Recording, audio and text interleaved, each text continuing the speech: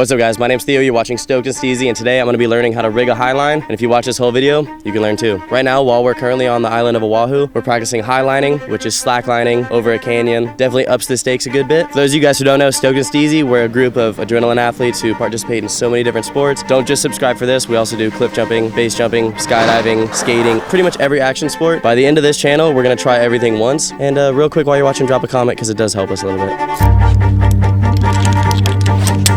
Just nerd out on it. I don't know, I love gear, I love rigging. It's a puzzle. You're finding spaces to interact with nature in a way that just puts you in it.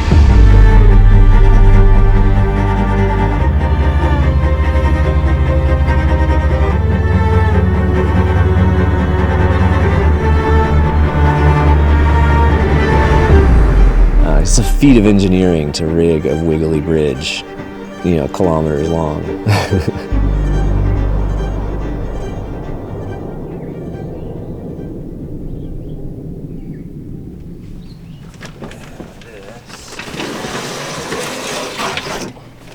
Sometimes I really envy surfers, cliff jumpers. Oh yeah, easy set. Is this the last one right here? I think so, yeah.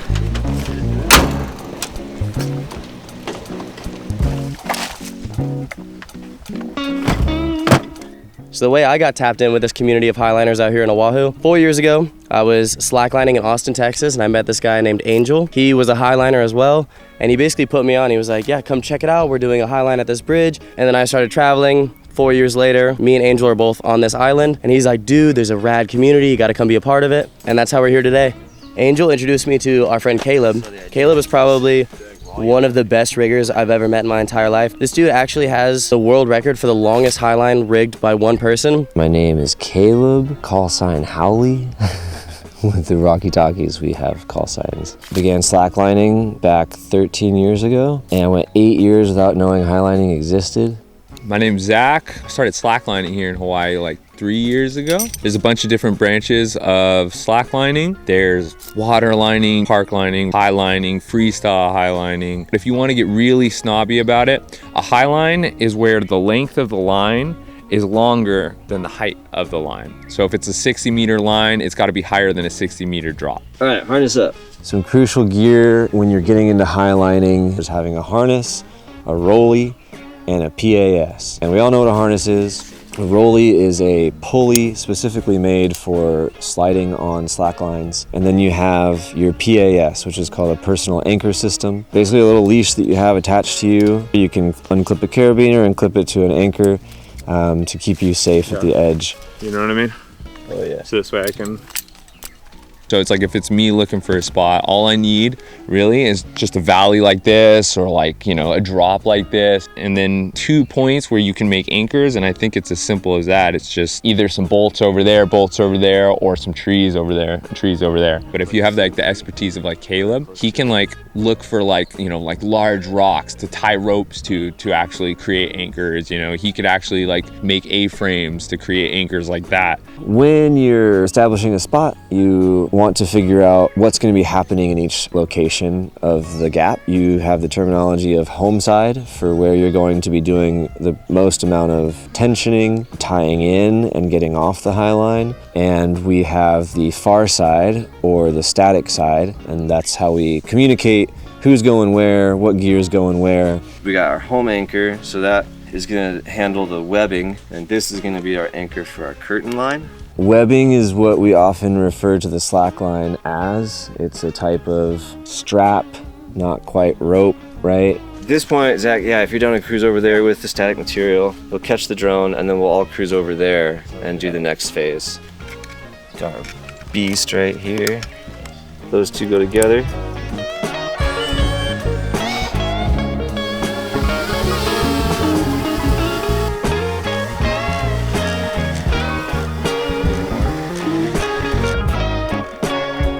Oh no! It just like gave up at the end. I go down there all the time, it's really fun. But if you don't feel comfortable, I'll do it. This guy's about to go and show us how to do this right. That's all you, Thor. Oh, I'm going? Let's go, okay. Oh yeah. All right, then. Good job. We got the drone.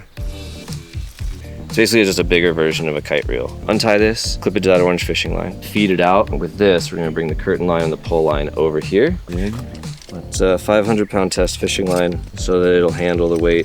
Feed it through that way.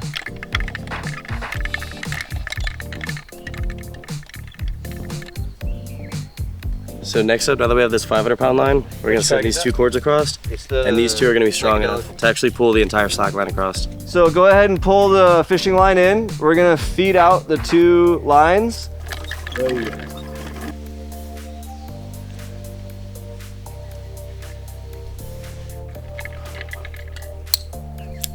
All right, you're in. What is this beast of a contraption? This is a pulley system used for tension.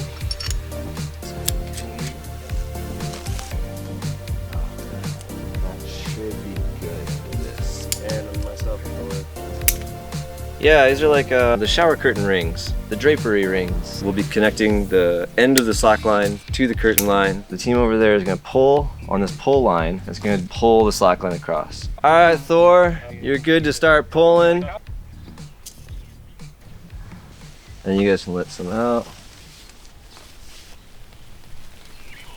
In the beginning, it was really easy, but as it's gotten like more out, it's gotten a lot heavier. Okay, when it gets to there, you can stop. Okay. And we'll come over there. And we're attached to a master point. So using a steel locking beener, we connect the backup webbing to the master point. And then we keep the backup loose nowadays because it's a really nice stabilizer, wind dampener, but it's there predominantly to save your life if anything happens to the main line. We'll later take another rope and run it through both hard points and back it up to another tree as a level of redundancy for the whole system. And now we are at the point where we can tension the high line as normal. All right, 1, 2, 3. 1, 2, 3. One more time. That's good. All right, next thing is gonna be the backup webbing. That needs to be connected to the master point as well. All right. Hey, what are you doing over there? He's totally gonna catch What are you doing over there? Hey. What's up, guys? My name is Thor Nomad. Where are we? I don't know. I just kind of woke up in a van this morning. We are in the mountains of Hawaii. Look at this place. This is Thor's first time on the line, so we're super stoked. One thing a lot of people don't know, you really just use like a typical harness, so a lot of these are used for climbing as well. You wanna start with the loops at the front. This is what you're mounting into. And the other leg just like so. In reality, your first time on a high line, you're not trying to get up and walk the whole thing. You're trying to just get comfortable, falling off, getting back on, falling off, getting back on, and then keeping your nerves calm. Anytime a homie gets in a harness, you want to double check it. I'm his safety check. This is tight, this is good, this is connected. Whoa, buy me dinner first. Yeah, right. Right here, this is called a Rolex. This is gonna be what you clip onto the main section right here. In highlining, the most dangerous part is probably from where their anchor point is to about when you're 15 feet over the closest ledge. In order to get out of the danger zone, what you use is a hangover or a Rolex, and this is basically just a really strong carabiner that's rated, and there's little rollies in it. And these rollies are unbelievably helpful because you clip onto the line, keeps it flat, it doesn't pinch the line, and you can just basically roll out exactly where you want to start. Just using one hand, pull it off of your side and then clip it on your middle. Yep, let go. And then pull it off again and put it on the other side. And you want to make sure you don't drop this. If you drop it, then you got to go down there and get it. And I've done that once before. It's not fun. All right, this right here is a leash. It's also your lifeline. This is what protects you from falling. Every single thing on this setup is double backed up except for this. If this breaks, you will die. So some really crucial elements to tying in, being present and focused while you're tying in, trying to avoid having conversations. And then it's a really wise thing to get a buddy check. Just have that in your head. Like, hey, take a look, check it out, we good. To start, I've found that from my fingertips to my shoulder on the opposite side ends up being a really good place to start the base of your knot. Pretty good length right there. Yeah. Twist it twice. 1, 2. Now feed this tail through that loop. And you're gonna feed the tail through these two. Those two. Okay. So we call these hard points, part of your leg loop system and part of your waist belt system. And your belay loop here is capturing both of those. So you're gonna do the same thing that loop does, and that's capture those two hard points. You can open this up some, and you're gonna trace the foundation of the knot, which is, yeah, exactly like that. And then just keep following it around, poking it through there.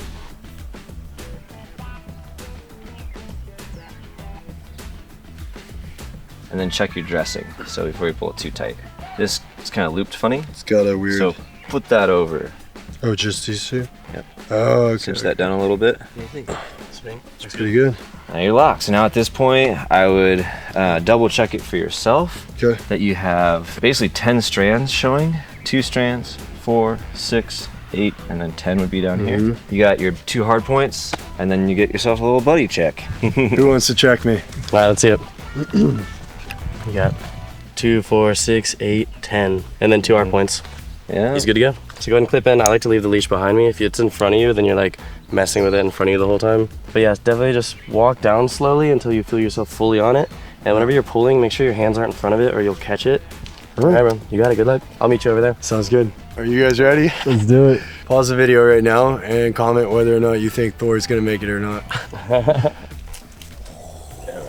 Watch your fingers. Yeah. All right, here we go in 3, 2, 1. Nice. Bro, Nice. we out here. Okay, let's do this. Here you go. Careful not to let go of that, all right? Yeah, I got you. Sweet. We're safe. So what you're gonna do is, in one motion, pull your hips towards the line, and with your long leg, you're gonna swing it wide and up and over while pulling your chest to the line. Okay. Yeah, I add a little bit of bounce to make it easier. It's good. You're muscling it, Yeah. but what you're doing is you're not getting your hips to the line. There's a lot of strength, man.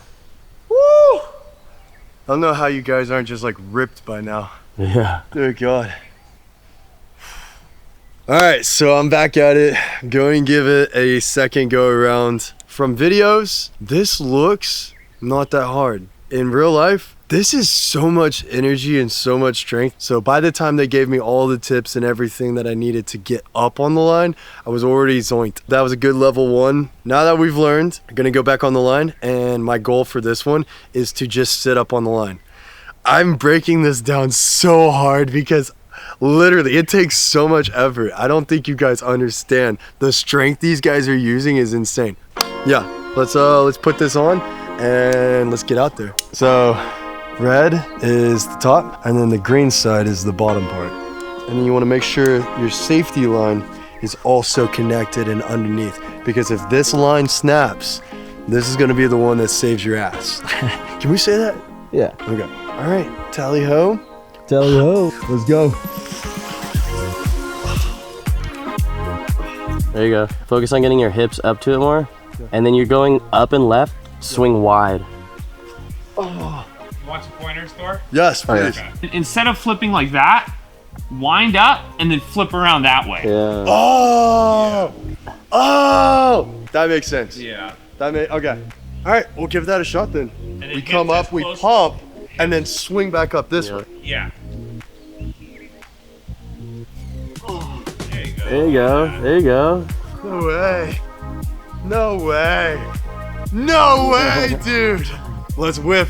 You got it, bro. Are you guys ready? You ready? I'm ready, bro. Bro, I've never been so nervous in my life, man. All right. And whip. Whoa. Yeah, you. That was crazy. One of the favorite things that I learned was Caleb was talking about how highlining is kind of like budgeting. Basically, there's all these expenses, and if you use up all of your money, you're gonna go bankrupt, and that's like your energy level. This has a lot of practicals in life that teaches you patience, teaches you endurance, teaches you self-confidence. It teaches you how to go and overcome certain obstacles or challenges, even mental battles, being hoisted above all of these trees, trusting a little rope that you're attached to be the thing that catches you. I mean, who does this? Crazy. These guys, they're so cool. They're so cool.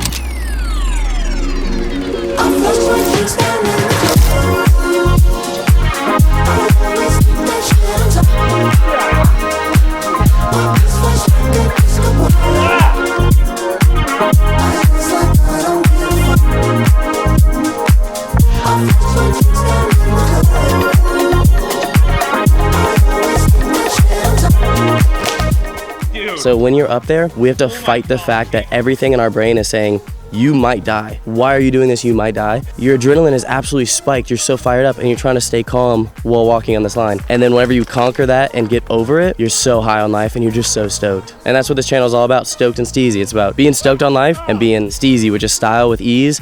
And this sport fully encompasses that whole message. So I'm trying to push this sport as much as possible. I love highlighting.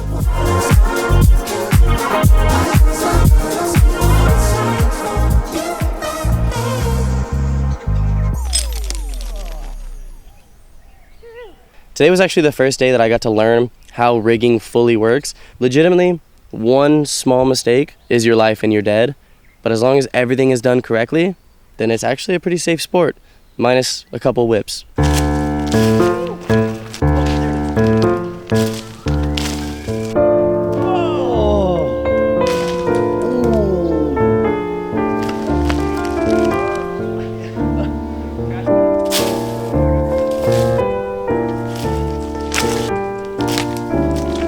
And just learn to appreciate the small wins. 70% of my sessions, I'm left injured, disappointed.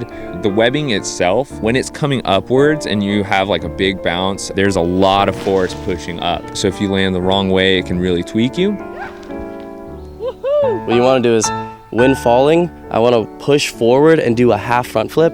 That way my harness can catch me, and then I'm facing butt down, and that's the safest way to land, and that hurts the least, but that also takes experience.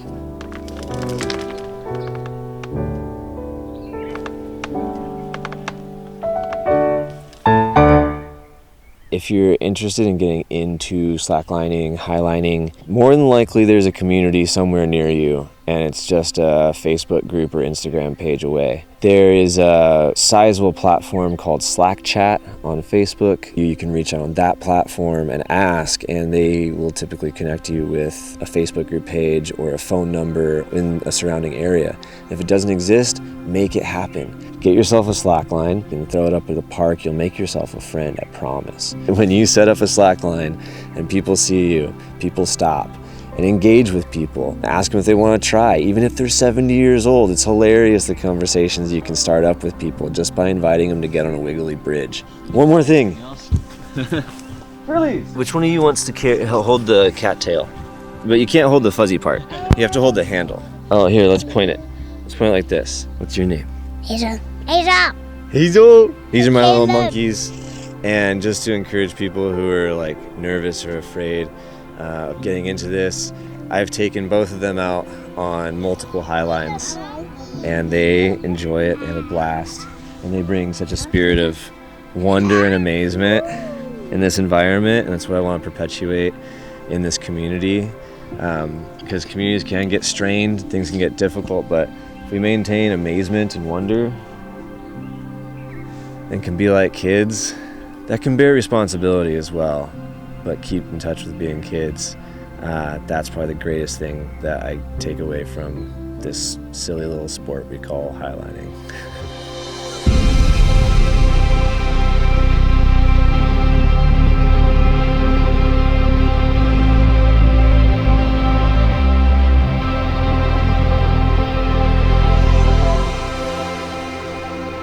Also guys, to everybody who's been following for a while, thank you so much. I think comments and likes help a lot. I'm not exactly sure, but thank you so much, Caleb, for everything you've done. Thank you, Angel. Thank you, Aaron, for making and filming and editing and directing this video. You're the man. And hope to see you guys in another video. Subscribe.